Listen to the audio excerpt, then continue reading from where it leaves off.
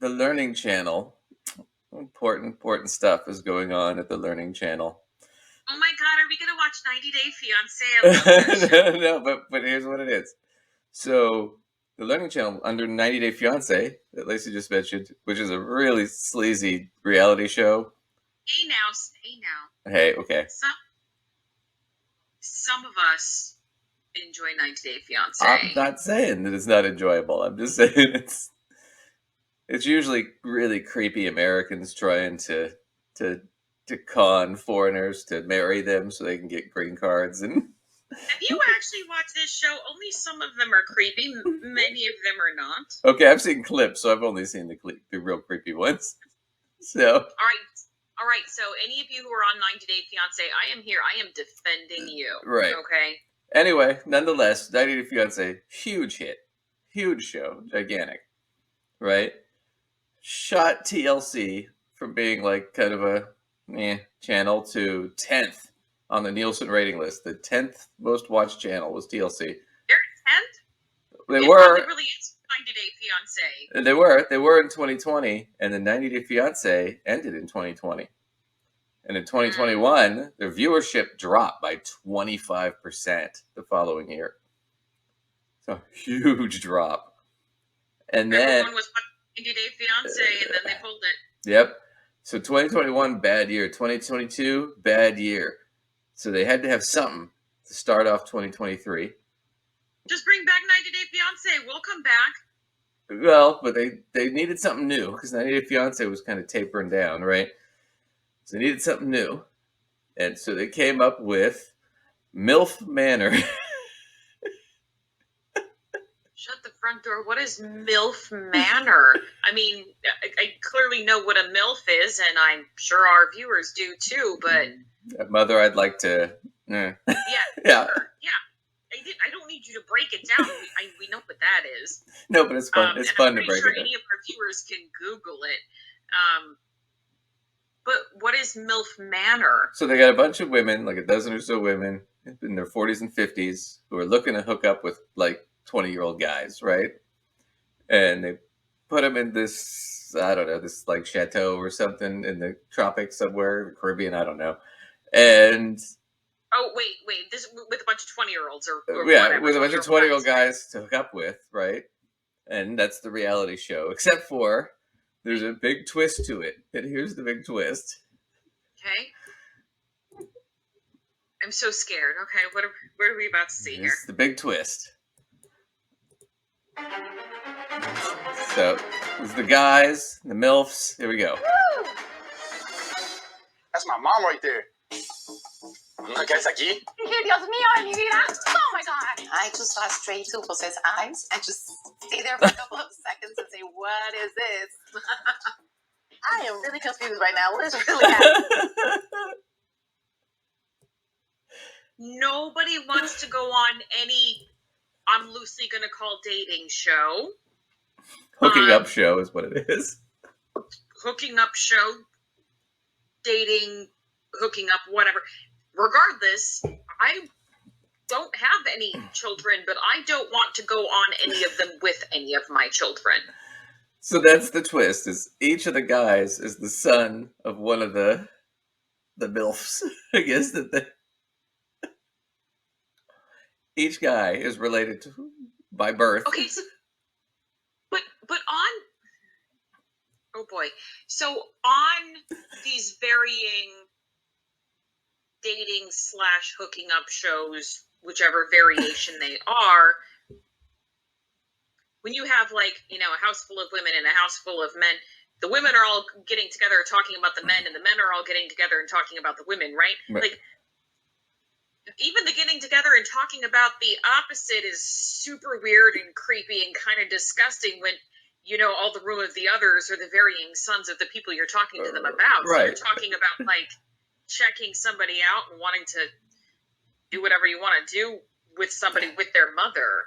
Yeah, you're talking to a guy your age who just hooked up with your mom. It's like, ooh, tell me more. Right, and you're talking to a woman about this guy and the feelings you have for him and how much you want to do whatever you want to do, and it's her son. Like, Oh no. Oh, yep. No. That's their big home run swing for 2023 to get their ratings back. And it just kills me because if you think about it for like a couple minutes, there's no way you could do this with fathers and daughters. There would be fucking fist fights and Yeah, you can't tell me that half those dads wouldn't be punching each other's lights out. which is funny because they're all doing the same creepy thing as each other guy. I mean, but they would still be punching each other's lights out, I'm sure. And that's the thing is that I'm sure this gets really heated too later on. I think So wait, has the show actually started like showing yet, or it's just like it's already aired? It's on TV now. So how have the ratings been? I'm so scared to know this, but the ratings were really good actually, but and they're bound to go up because the big controversy. Nobody knew what the twist was until the first episode. Oh no! Okay. And on top of that fact, one of the games they played in the first episode was they blindfolded the moms and had them feel up the guys to figure out which one was their son. I'm like, oh my god. Oh no! How are you supposed to know what your son feels like by feeling them up? I mean, you might know like roughly like, oh, this one seems like they're too skinny or too bulky or whatever, or too tall, but you should not know what it feels like to feel up your I know, that's my point is like, I'm or to feel up your mom. I mean, that's my point is how creepy would that be if she's feeling up the guy going, oh yeah, that's my son. You'd be sitting there and, how do you know that? How would you possibly know that? And can you imagine standing there, were their eyes open or eyes closed? The guys? The moms were blindfolded. The guys, I think, were just standing there. I didn't watch it. I mean, okay, I'm imagining standing there with your mom. You'd just be like, my mom blindfolded, hands coming at me, right. and like I just have to stand there. And I mean, listen, I love my therapist. If you're watching this, I really do. I love you. You're great.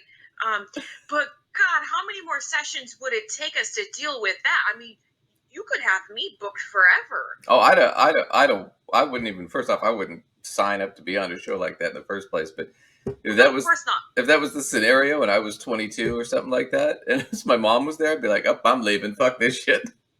I'm out." You're like, have fun, Mom, but I don't need to know anything about it. I'm done. Don't tell me about it. Vacation pictures from this. Nothing. No. I'm out the door. No. Oh, man. I also have to mention, because this is, you know that this went through a process where it was pitched and they voted on it. And I just can't, I have to imagine how the pitch meeting went, where somebody was like, okay, we need something really, really racy to match 90 Day Fiancé to get our ratings up. What do we got? What do we got?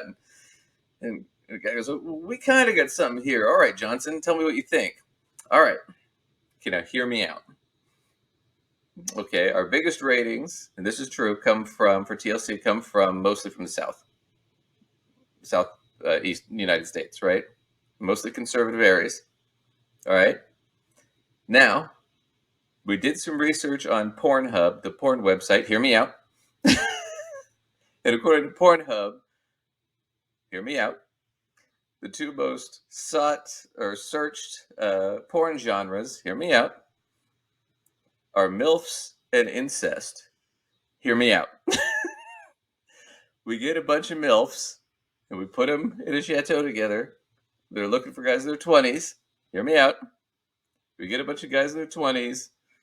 Big twist, the guys are their sons. Done. Pitch. And somebody, God damn it, Johnson, you're a genius. We're doing it. And a whole room full of people go, this is a great idea. Like, that scares me. It scares me that there was a room full of people that were like, I will sign off on that. That is programming I want to bring to the world. But the thing about it, too, is they know it's going to drive ratings because it's so controversial, right? So, yeah. But that's TLC pulling out all the stops. We'll see where it goes. I mean, so I feel like this TLC is like on this sort of weird arc where they're kind of like going the way of Jerry Springer, like minus the talk show thing, but like the Jerry Springer of the reality TV sort of something.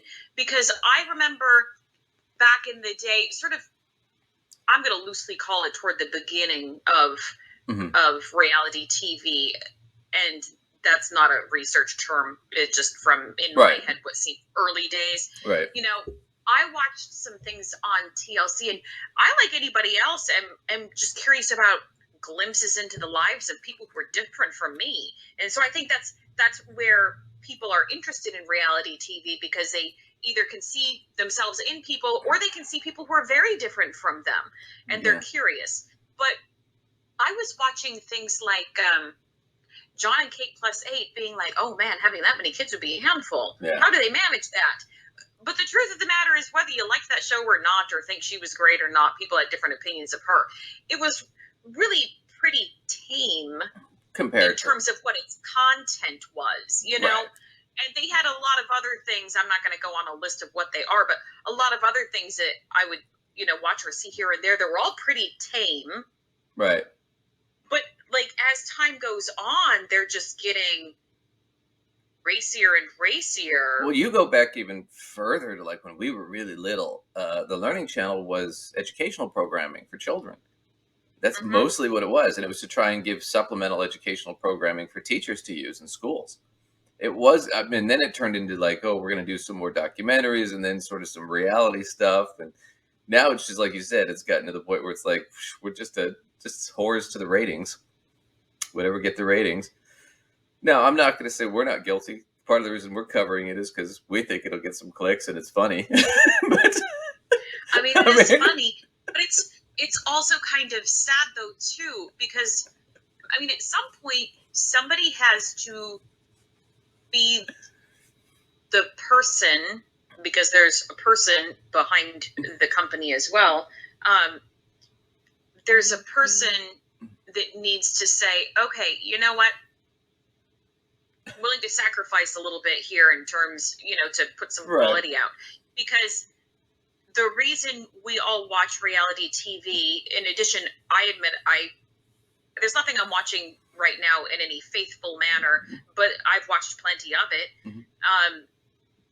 And it's because it's a curiosity, but it's also because it's very largely what's available.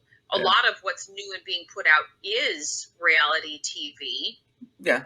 It's, you know, not like it was when we were kids and it was very largely, you know, sitcoms and nighttime dramas and, you know, those kinds of things. Now, reality TV is a really, really large portion of it. Well, now that they've got it being put out, we have different options, right? Oh, now that they've got a formula for it and they have it scripted, they kind of know what's going to grab the audience. And so I can see where it's like they jumped on this one because, look, it's the ick factor. It's the, oh my God, now you want to see it because now you're curious because now it's stuck in your head, right? So that's part of why they're doing it. But I also see that, it's a grab for ratings, and it's honestly from a business perspective, just from a purely business perspective, I'd be sitting there going, yeah, let's go ahead and do it. This will probably drive ratings. I don't want my name attached to it personally. That would be me, but yeah, let's do it. But don't tell anybody I was involved, right? I don't want executive producer me on there. I don't want to have to explain that shit, right? In case I want to do some actual cinema at some point.